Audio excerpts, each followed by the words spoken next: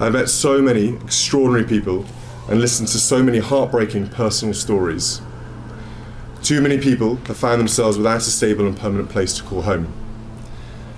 Through these visits, I have seen firsthand the breadth and complexities of homelessness. If you know anything about the royal family, you know jewelry is never just jewelry. It is memory. It is message. It is the one thing royals can wear in public that says something they are never allowed to say out loud, because every other channel of communication inside that family is filtered through advisors, statements, and carefully worded press releases. A necklace cannot be spun. A brooch cannot be walked back by a palace spokesperson the next morning. It simply exists, pinned to a gown, photographed from a dozen angles, circulating within minutes to millions of people who all read it slightly differently, depending on what they already believe about the person wearing it. So when Camilla appeared, wearing a piece so closely tied to the most beloved royal woman in modern history, it did not stay quiet for long. Within hours, royal watchers were pulling up old photographs. Within a day, the comparison images were everywhere, placed side by side, decades apart. The same stones, catching light on two very different women. She stepped out of the car in front of the cameras, and for a second, nobody in the crowd said anything. Then someone recognized it. Not the dress, not the tiara, not the shoes. The brooch, pinned just above her heart, catching the light the way it always had in old photographs, was a piece of jewelry the public had not expected to see again, because that brooch used to be a necklace, and that necklace used to belong to Diana. This is not a rumor. This is not a dramatized scene built for a thumbnail. This actually happened. It has been reported by royal correspondents, jewelry historians, and multiple outlets covering the story over the years, and it has never fully gone away. I can't mimic voices for love or money. I'm completely hopeless at it. I was a really bad actor at school, and I've never been able to master the art of mimicry. But my husband, he does it really. He can do all the voices. It resurfaces every time Camilla is photographed near it, every time a jewelry expert is asked to weigh in on royal heirlooms, every time someone builds a retrospective on Diana's most iconic looks. So stay with me, because before we get into how Camilla ended up wearing this piece and why it caused the reaction it did, you should know the full story starts more than a century before either woman was born, tangled up in a completely different royal marriage, a completely different set of expectations, and a piece of jewelry that was never designed to carry this much weight. And if you want to see how this kind of story develops, and you want to catch the next one the moment it drops, now is a good time to hit subscribe. Because what happened after this photo surfaced is where things get genuinely uncomfortable for the palace, and it is not the kind of discomfort that goes away with a carefully worded statement. The piece at the center of all of this is not a modern design. It was never made for Diana, and it was never made for Camilla either.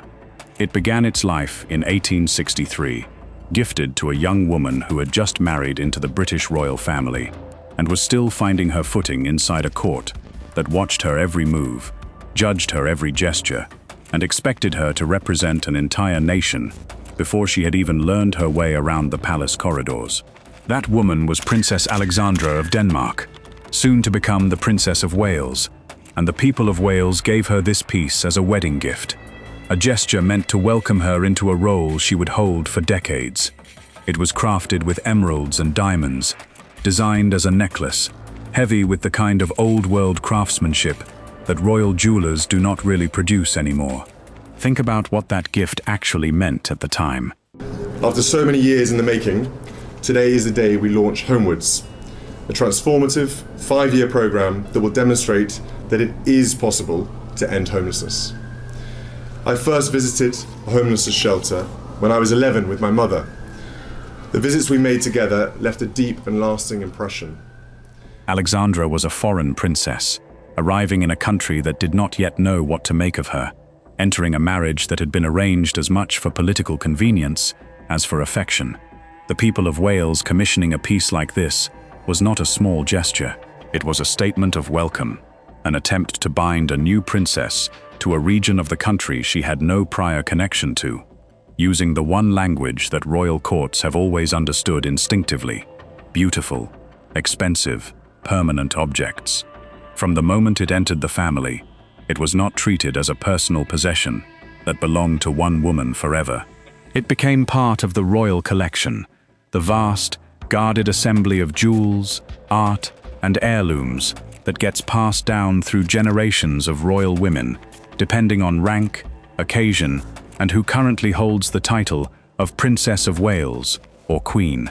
That distinction matters more than most people realize, and it is worth sitting with for a moment, because it is the entire foundation on which this controversy either stands or falls, depending on how you look at it.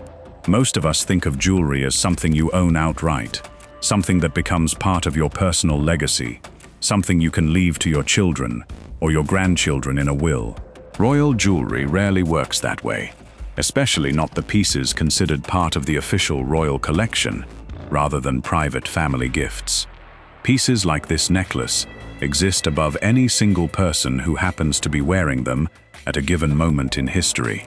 They get loaned, they get worn, they get returned, and they move from woman to woman as the family's roles shift, as marriages happen, as titles change hands, and as one generation gives way to the next. It sounds almost cold when you say it plainly, almost bureaucratic, for something so beautiful and so emotionally loaded. But it is also exactly why, more than 100 years after Alexandra first wore it, this same necklace ended up around Diana's neck, and why, decades after that, it ended up reshaped and pinned to Camilla's gown. It is worth remembering, too, that Alexandra herself became something of a style icon in her own era, admired for a sense of elegance that outsiders often tried to imitate. Historians who study the period describe her as someone who understood the visual language of monarchy long before most of her contemporaries did. Someone who used clothing and jewelry deliberately, the same way Diana would over a century later. The piece began with one woman who used fashion as a form of quiet authority, sat mostly forgotten through several generations of royal women who wore it without much public fanfare, and then landed, more than 100 years later, with another woman who would turn it into one of the defining images of her public life. Objects do not usually get to have that kind of narrative arc. Most jewelry just sits in a box. This piece, somehow, kept finding its way back into moments that mattered. Diana wore it in a way that made it hers, even though it technically never was, and that is the paradox sitting at the heart of this entire story. In 1986, she stepped out for a gala at the Vienna Burgtheater in a striking emerald dress, and the necklace against that green fabric became one of the most photographed looks of her royal years. It was the kind of image that ended up reprinted in fashion retrospectives for decades afterward, cited by stylists and royal historians as one of the moments Diana fully understood how to use fashion as a form of communication. People who were not even paying close attention to royal fashion remembered that image, because it captured something about her that photographs rarely managed to catch in her earlier, more tentative years as a young royal bride still adjusting to a life she had not fully chosen for herself. By 1986, Diana was no longer the shy teenager the world had first met outside a nursery school in London years earlier. She had grown into a woman who understood the power of a single photograph, who worked with stylists and designers to build looks that would dominate front pages, and who had begun to realize that clothing and jewelry were among the very few tools she had to shape her own narrative inside an institution that otherwise controlled almost everything about how she was presented to the public. The emerald dress and the necklace together were not an accident. They were a statement, deliberately built, and it worked exactly the way it was meant to. Newspapers across Europe ran the image the next morning, and it became one of the reference points people returned to whenever they talked about Diana's evolution from a nervous young bride into one of the most magnetic public figures of her generation. A few years later, in 1991, she wore the necklace again during a state visit to Canada, appearing at the Royal York Hotel in Toronto in a look that ended up in newspapers on 2 continents, part of a tour that showcased her growing confidence on the world stage. By this point in her royal career, Diana had become something closer to a global celebrity than a conventional member of the British royal family. Grandmother and my grandfather. Yeah, it's been quite a bit of change. So you do sort of, you think about them not being here anymore. Yes. And particularly being in Windsor, for me, Windsor is her. So she loved it here. She spent most of her time here. Showing you around today is very much a case I'm trying to make sure I'm doing it the way she'd want you to see it. She had her horses here as well, as you can imagine, was a big deal for her. So. In the public mind, tying those specific emeralds to a specific era of Diana's life, a period when she was stepping fully into her own identity as a royal woman, rather than simply following the script that had been written for her. These were not minor appearances buried in some archive nobody remembers. These were the moments that helped define how the world saw Diana visually, the moments that turned her from a shy young royal bride into one of the most photographed women on earth, a status she would carry, for better and for worse, for the rest of her life. It is worth remembering that Diana wore an enormous number of pieces over the course of her royal life, borrowed from the royal collection, gifted by foreign dignitaries, purchased privately, or passed down through her own family. Very few of those pieces achieved the specific, lasting visual association that this particular necklace did. Part of that is simply the emerald dress in Vienna, an image so striking that it became shorthand for an entire chapter of her life. Part of it is the fact that the piece appeared at two separate high-profile moments years apart, which reinforced the connection rather than letting it fade as a one-off styling choice. And part of it, frankly, is what happened to Diana afterward. The way her entire public image became frozen and mythologized after her death, turning even her ordinary style choices into artifacts examined with a kind of reverence that living public figures rarely receive. For years, the piece stayed out of sight, tucked away in storage, while the family navigated the aftermath of Diana's death, the aging and eventual passing of the Queen Mother, and the slow, careful rehabilitation of Camilla's public image following her marriage to Charles in 2005. That rehabilitation itself was a long, deliberate process, stretched across years, built on small, carefully managed public appearances designed to gradually normalize Camilla's presence at Charles's side after decades of public hostility toward her. Royal commentators have described it as one of the most successful image campaigns in the modern history of the monarchy. A slow drip of favorable coverage, charity work, and low-key public engagements meant to soften a reputation that had, for a long time, been almost entirely negative in the eyes of the British public. Then, around 2012, the necklace came back, but it did not come back the same way it left.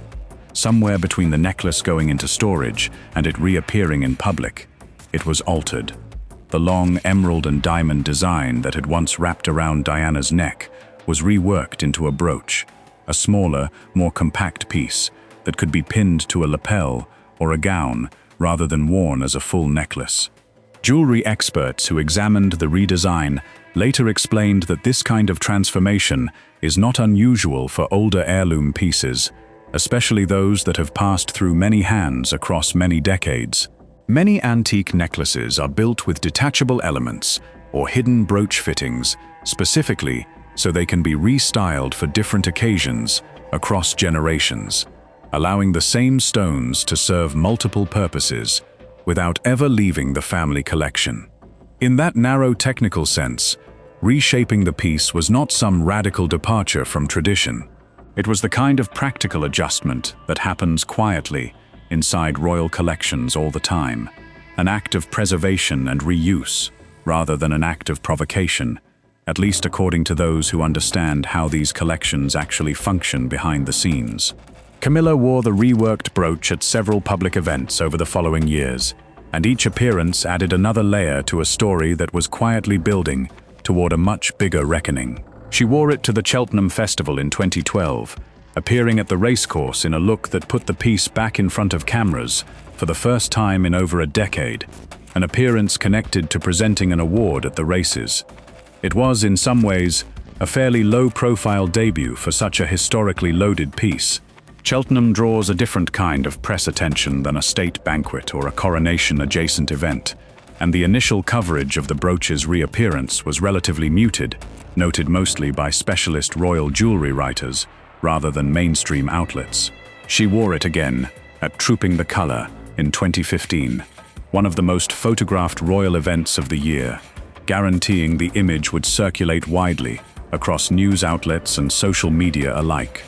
Trooping the Colour is about as high visibility as royal events get, an occasion built almost entirely around pageantry, uniform, and the visual presentation of the monarchy to the widest possible audience. Wearing the brooch there ensured it would be captured from multiple angles, printed in high resolution, and archived permanently in the enormous public record of royal event photography that gets endlessly recirculated online. She wore it at other formal occasions as well, including a reception connected to the late Queen in 2019. Each of these moments, on their own, might have passed with relatively little scrutiny, a single photograph among thousands taken at any major royal event. But taken together, across years, they built a body of photographic evidence that eventually crystallized into a much larger public conversation, the kind of conversation that does not happen all at once, but accumulates slowly, appearance by appearance, until one day, the full pattern becomes impossible to ignore. That question did not explode immediately. For a while, the appearances registered mostly with dedicated royal watchers, the kind of close observers who track outfit repeats and jewelry history, the way some people track sports statistics, cataloging every appearance and cross-referencing it against decades of royal archives. There is an entire subculture built around exactly this kind of tracking. Blogs and forums and, later, social media accounts, dedicated purely to identifying which piece of jewelry a royal woman is wearing at any given event, where it came from, who wore it before, and what it might signal about family dynamics. These communities had actually clocked the brooch's history relatively early, within the first year or two of its 2012 reappearance, but the observation mostly stayed contained within that niche audience. But eventually, the full story of the redesign became more widely reported, laid out clearly enough that casual observers could see the whole arc at once, from a single well-researched article or video that connected every dot in one place. Diana in the original necklace in Vienna, Diana again in Toronto, the piece vanishing after her death, and then Camilla, years later, wearing a reshaped version of the exact same stones, appearance after appearance. Once that full picture became visible in one place, it stopped being a footnote for royal fashion enthusiasts and became something much bigger. Yeah, I think stuff to do with family overwhelms me quite a bit. You know, worry or stress around family side of things, that does overwhelm me quite a bit. But in terms of, you know, doing the job and things like that, I don't feel too overwhelmed by that. Something that spread far beyond the usual circle of dedicated royal commentators and into the mainstream conversation.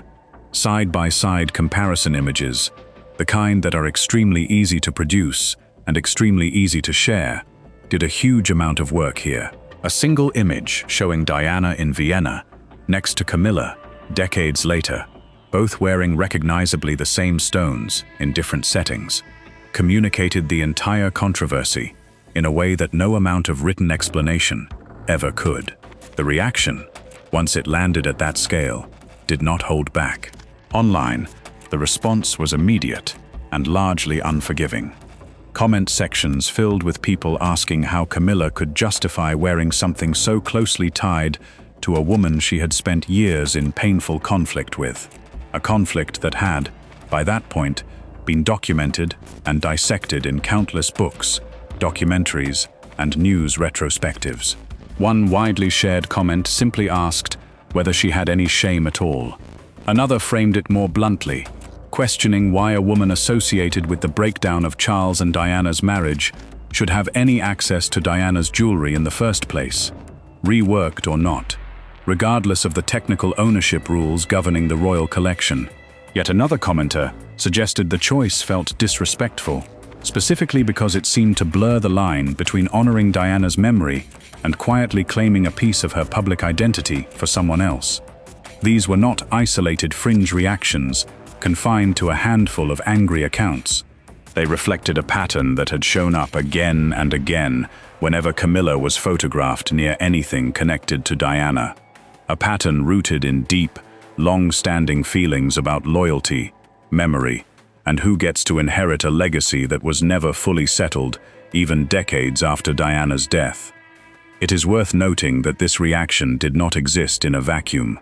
By the time this particular controversy reached a wider audience, there was already an established history of public scrutiny every time Camilla appeared with a piece that had any prior connection to Diana, however loose that connection might be. Some of that scrutiny, over the years, has been based on genuine, well-documented history. Some of it has stretched thinner connections into full controversies, simply because the underlying appetite for stories about tension between the two women has never really faded. Not everyone saw it the same way, and it is worth being honest about that, because the fairest version of this story includes the counter-argument, not just the outrage. Some commenters pushed back on the criticism, pointing out that if the piece genuinely belonged to the royal collection rather than to Diana personally, then Camilla, as a senior royal woman and eventually as queen consort, technically had every right to wear it, the same way any royal woman before her had worn pieces once associated with other family members. One frequently cited counterpoint noted that jewelry within the royal collection has always circulated this way, worn by whoever holds the relevant position at the time, regardless of personal history or past relationships between the individuals involved. Others made a slightly different argument, one grounded less in institutional rules and more in a kind of practical fatalism about how limited the pool of available heirloom jewelry actually is. The royal collection, while vast by ordinary standards, is not infinite, and a huge number of its most significant pieces are tied, in one way or another, to earlier generations of royal women whose lives intersected with difficult history. If every piece with an emotionally complicated past were permanently retired rather than reworked and reworn, the argument goes, entire wings of the collection would sit unused indefinitely, and royal women would be left drawing from an increasingly small rotation of safe pieces with no complicated history attached at all, which is itself a nearly impossible standard once you start digging into the backstory of almost any significant royal jewel. This is part of what made the story so difficult to resolve cleanly, and part of why it has never fully gone away even now. There was no simple villain and no simple rule being broken. There was a real, defensible institutional explanation sitting right next to a completely understandable emotional reaction, and neither side was entirely wrong, which is exactly the kind of tension that keeps a story like this alive in the public imagination for years, rather than fading after a single news cycle. Jewelry expert Maxwell Stone, who has spoken publicly on multiple occasions about the piece's value and history, offered some of the clearest outside commentary on what made it so significant beyond the surface-level controversy. He noted that the piece carries meaning well beyond its physical materials because of who wore it and what it came to represent, describing its connection to both Diana and to Charles as central to why it resonates the way it does with the public, even among people who do not follow royal news closely. He also weighed in on value, estimating the piece to be worth well over £100,000 in today's market, while noting that the redesign itself likely had minimal impact on that figure, since the underlying stones and craftsmanship remained essentially unchanged. This is a point that tends to get lost in the emotional version of this story, but matters quite a bit to anyone trying to understand how royal jewelry actually gets valued. The market value of a piece like this is driven overwhelmingly by the quality and size of the stones themselves, along with the age and provenance of the craftsmanship. A brooch setting versus a necklace setting changes the wearability and the visual presentation dramatically, but it does not meaningfully change what a jeweler would appraise the underlying materials at, since the same emeralds and diamonds simply moved into a new frame. But he also made clear that its worth is arguably about far more than the diamonds and the emeralds sitting in the setting. It is a physical object carrying decades of royal history, personal pain, and public memory all at once, which is part of why any decision about who wears it and when draws this level of scrutiny in the first place, in a way that would never apply to an ordinary piece of jewelry with no emotional history attached. Other commentators in the royal jewelry space have made similar points over the years, noting that the monetary value of royal pieces is almost always secondary to their symbolic value once they have been worn by a figure as historically significant as Diana. A brooch of similar craftsmanship and similar stones, without any connection to a recognizable royal woman, would draw essentially no public attention, no matter who wore it or how often. If this kind of deep dive into royal history and hidden family tension is the kind of content you come back for, this is exactly the moment to subscribe, because what came next involves the rest of the family and how they chose to handle Diana's legacy in ways that stood in sharp contrast to this particular controversy.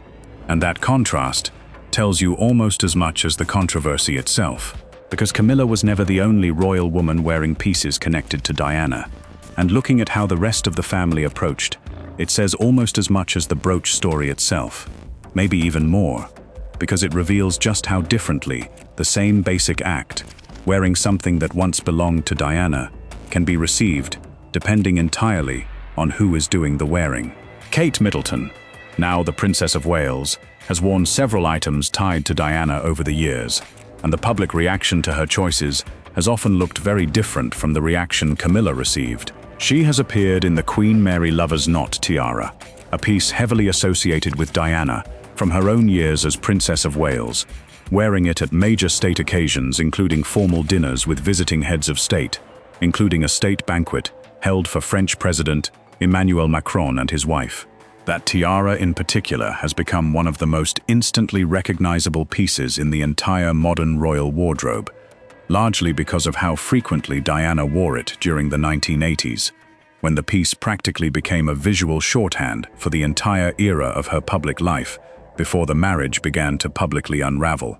She has also worn pearl and diamond earrings that once belonged to Diana's collection, pairing them with the tiara at high-profile events to complete a look that royal commentators frequently described as a deliberate homage. The pairing of tiara and earrings together, both tied so specifically to Diana, was widely read by royal fashion writers as an intentional choice rather than a coincidence, a way of building a complete look that referenced Diana's era without needing any accompanying statement to make the connection obvious. In November 2022, during the state visit of South Africa's President Cyril Ramaphosa, Kate debuted a brooch with its own direct link to both Diana and Camilla, a piece featuring the Prince of Wales' feathers in diamonds with an emerald drop, dating back to the same 1863 origin as the piece connected to Camilla's controversy, first given to Princess Alexandra by supporters from Wales. She pinned it to a custom plum-colored coat dress while greeting the president outside his hotel, and the appearance was widely covered by royal correspondents who noted the layered history behind the design.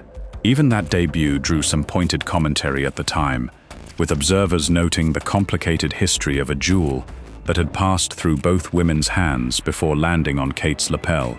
But broadly, when Kate has worn pieces tied to Diana, the public reaction has tended to read it as tribute rather than transgression. Commentators have framed her choices as a way of honoring Diana's memory and continuing her presence within the modern monarchy, especially given that Kate never knew Diana personally and carries none of the complicated personal history that follows Camilla into every room she enters. Some royal watchers have gone further, suggesting that Kate's willingness to wear pieces so closely associated with Diana is itself a quiet, deliberate signal, a way of positioning herself as the natural continuation of the role Diana once occupied, carrying that visual lineage forward for a new generation of royal watchers who may only know Diana through photographs and documentaries rather than living memory. That contrast is not an accident, and it is not simply about who looks better in emeralds or who has a more natural sense of royal style. It goes back to relationship history, plain and simple. Kate represents continuity. She is the woman raising Diana's grandchildren, stepping into the role Diana once held as Princess of Wales, and doing so without any of the entanglement that defined Camilla's decades-long relationship with Charles.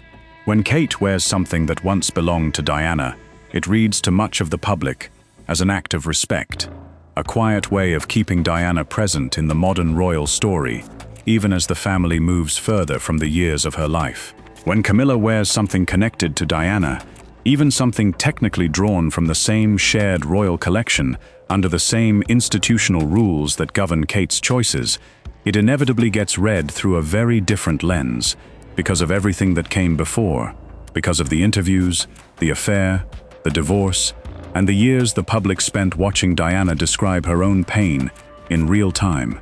Meghan Markle's approach to Diana's jewelry has followed a somewhat similar pattern to Kate's, at least in terms of public reception, though it arrived through an entirely different path. She has worn gold butterfly earrings that were once Diana's, pieces originally given to Prince Harry after his mother's death, and later passed to Meghan as a gift, debuting them publicly during a tour of Australia in 2018 that was closely watched by royal media around the world. Because those pieces moved from Diana to Harry to Meghan through a direct, personal family line, rather than through the broader, institutional royal collection. That lineage read as unambiguous to almost everyone following the story. Nobody questioned Meghan's right to wear something that had been personally passed down to her husband and, by extension, gifted to her, because there was no competing claim, no painful history attached to the transfer, just a son giving his wife something that had belonged to the mother he lost far too young. This distinction between institutional inheritance and direct personal gifting ends up being one of the clearest ways to understand why some jewelry transitions generate controversy and others do not. A piece passed directly from a mother to a son to that son's wife carries an entirely different emotional logic than a piece that technically belonged to the crown the entire time and simply moved to whoever happened to hold the relevant royal title next. It is worth noting, too, that Meghan and Harry's relationship with the rest of the royal family has been the subject of its own extensive and separate public conversation over the years, one that has touched on jewelry only occasionally and mostly as a small footnote within a much larger story about their departure from official royal duties. The butterfly earrings controversy, such as it was, never really became a controversy at all, precisely because the provenance was so clean and so directly tied to Harry's personal decision to share something of his mother's with his wife. Diana's own sons have never publicly commented on the specific controversy surrounding Camilla and the reworked brooch, and that absence of comment is, in its own way, one of the more revealing parts of this entire story. There has been no palace statement addressing it directly, no formal acknowledgement from William or Harry about how they feel seeing a piece so closely associated with their mother, worn by their father's second wife. That silence has become its own kind of story, discussed almost as much as the jewelry itself in certain corners of royal commentary. In the absence of any comment from the family, the public has been left to fill in the gaps with speculation, old grievances, and the accumulated weight of everything that has already been said and written about the Charles, Diana, and Camilla triangle over the past 4 decades. Royal watchers have pointed out that this kind of quiet non-response is fairly typical of how the palace handles sensitive jewelry questions in general, treating them as matters best left unaddressed, rather than risking a statement that could reopen old wounds or invite further scrutiny. Official statements, when they come at all regarding royal jewelry, tend to focus narrowly on the technical facts, where a piece came from, who traditionally wears it, why it was considered appropriate for a specific occasion, while leaving the deeper emotional questions almost entirely untouched, almost as if acknowledging the emotional weight out loud would give it more power than simply letting the moment pass. This has been the palace's broader communications approach to nearly everything involving Diana's legacy over the years. Anniversaries of her death are marked quietly, often through private family gestures rather than public statements. Documentaries and retrospectives produced by outside media organizations are neither endorsed nor publicly criticized by the family, allowed to exist in a kind of institutional silence that neither confirms nor denies the emotional accuracy of what they present. The brooch controversy fits neatly into that same pattern, treated as something to simply wait out, rather than something requiring an active response. That gap between the official explanation and the emotional undercurrent is really where this entire story lives, and it is worth spending a moment sitting with exactly why that gap exists and why it has never really closed.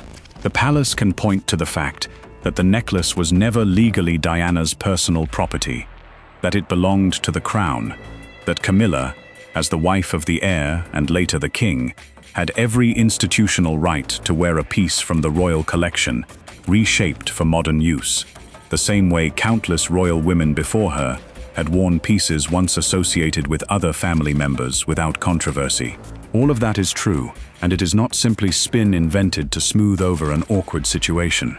And none of it changes how the image lands for millions of people who still remember exactly what that necklace looked like against Diana's emerald dress in Vienna almost 40 years ago, who still associate those specific stones with a specific woman, regardless of what the palace's internal ownership records say about who technically holds the rights to wear them.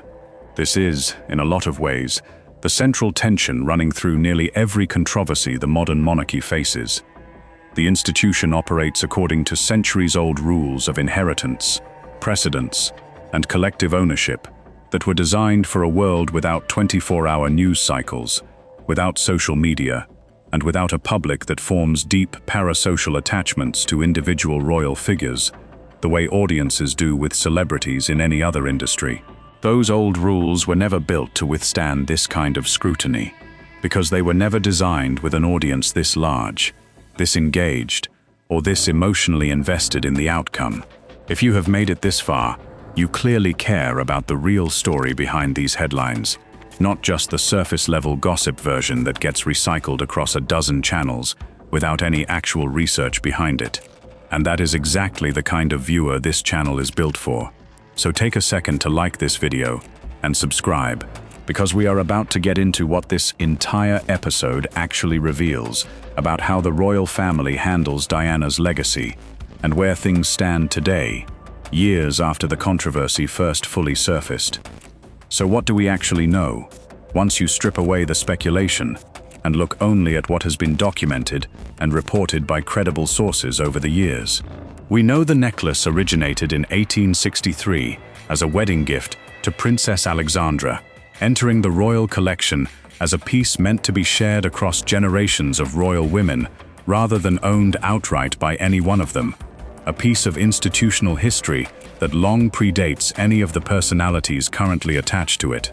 We know Diana wore it as a necklace on at least 2 major public occasions, in Vienna in 1986 and in Toronto in 1991, and that those appearances helped cement the piece as visually associated with her specifically, regardless of the technical fact that it belonged to the crown rather than to her personally, the same way so many of her most iconic looks were never technically hers to keep.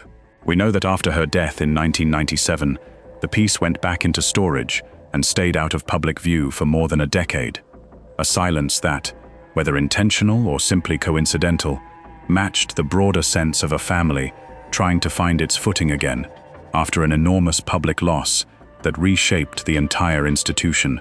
We know that around 2012, it resurfaced, reworked into a brooch, and that Camilla wore it at several high-profile events over the following years, from Cheltenham to Trooping the Colour to formal palace receptions, each appearance adding to a body of photographic evidence that eventually crystallized into a much larger public conversation once it was laid out in full. And we know the reaction, once that full picture became visible, was sharp, divided, and largely unresolved, with critics questioning the appropriateness of the choice, and defenders pointing to the piece's institutional status within the royal collection as sufficient justification. What we do not know, because the palace has never addressed it directly, is what conversations, if any, happened privately within the family about this piece before Camilla first wore it in its new form. We do not know whether Camilla considered the emotional weight of wearing something so closely tied to Diana before she chose to wear it, or whether it was treated purely as a practical jewelry decision made by advisors focused on formal dress codes and occasion-appropriate pieces rather than family history and public perception. We do not know how William and Harry actually feel about seeing it, because neither has commented on it publicly, not in an interview, not in a statement, not in any of the countless documentaries and books that have covered their relationship with their mother's memory in exhaustive detail. That absence of confirmation is important to sit with, because it would be easy for a story like this to fill in those blanks with invented reactions and imagined confrontations, the kind of dramatized scene that gets more clicks but has no basis in anything actually reported. The real story does not need that kind of embellishment to be compelling. The documented facts alone, a necklace tied to one of the most painful periods in modern royal history, reworked and worn by the woman at the center of that pain, are enough to explain why this keeps resurfacing in royal commentary years after it first happened, without needing to invent a single extra detail. What this story ultimately reveals is something bigger than one piece of jewelry, bigger even than the specific relationships between the specific people involved. It shows how difficult it still is for the modern monarchy to fully move past Diana, even decades after her death, even after 2 royal weddings, several royal births, and an entire new generation of children who never knew her at all.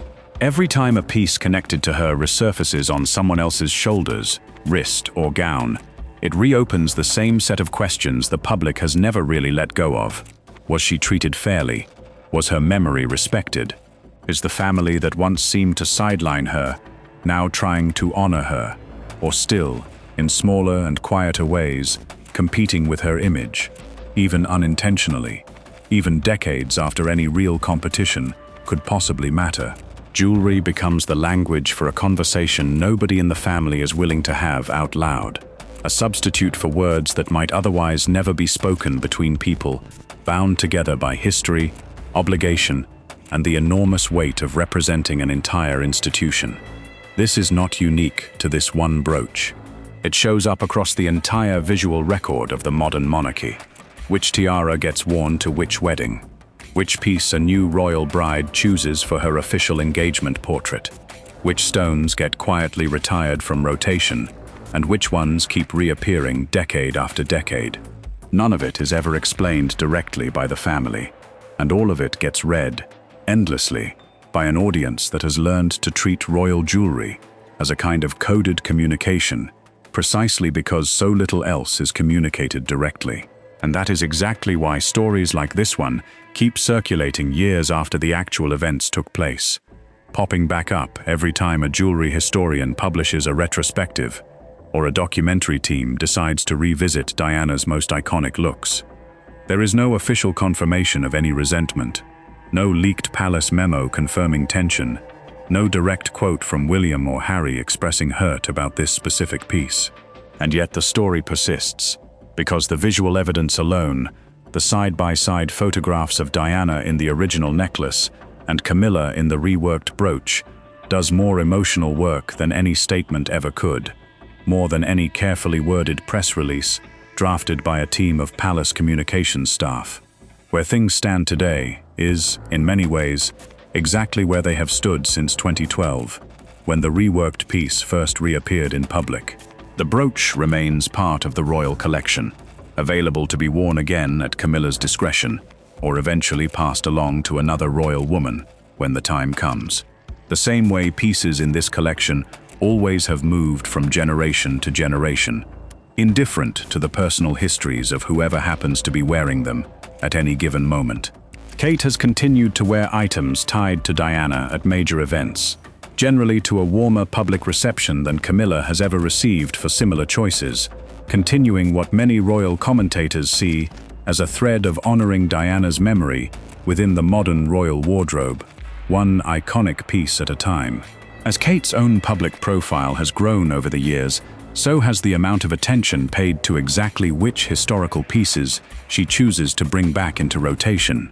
with royal fashion commentators treating each appearance of an older, historically loaded piece as its own small event worth analyzing in detail. The palace has never issued a direct statement specifically addressing the brooch controversy, and there is no indication that one is coming anytime soon, or possibly ever. This is simply how these stories tend to resolve inside the institution of the monarchy. Not with an announcement, not with an apology, not with any kind of formal closure that ties everything up neatly for the public. Just quiet continuation, the story slowly fading from headlines until the next photograph, the next appearance, the next carefully researched retrospective brings it roaring back into the conversation all over again. There is something almost fitting about that lack of resolution, given everything else about how the family has handled Diana's memory over the years. Nothing about her legacy inside the institution has ever been resolved cleanly. Not the way she was treated during the marriage, not the circumstances of the divorce, not the family's public posture in the days immediately following her death, which was, by nearly every account, badly mishandled and required real public pressure before the family adjusted its response. Against that backdrop, a piece of jewelry quietly drifting in and out of headlines without ever receiving an official explanation feels less like an isolated oversight and more like part of a much longer pattern. And that is really the through line, connecting everything we have covered here today. A single piece of jewelry, crafted over 160 years ago, for a woman most people alive today have never heard of and would not recognize in a portrait, ended up carrying the emotional weight of one of the most painful chapters in modern royal history. It moved from Alexandra to Diana to a decade in the vault to Camilla, and at every step along that path, it picked up more meaning than diamonds and emeralds were ever designed to hold on their own. That is the real story behind the headline you clicked on. Not a dramatized confrontation staged at a state banquet, not an invented scene of a princess halting a formal dinner in front of foreign dignitaries, but something quieter and, in a lot of ways, far more unsettling once you actually sit with it.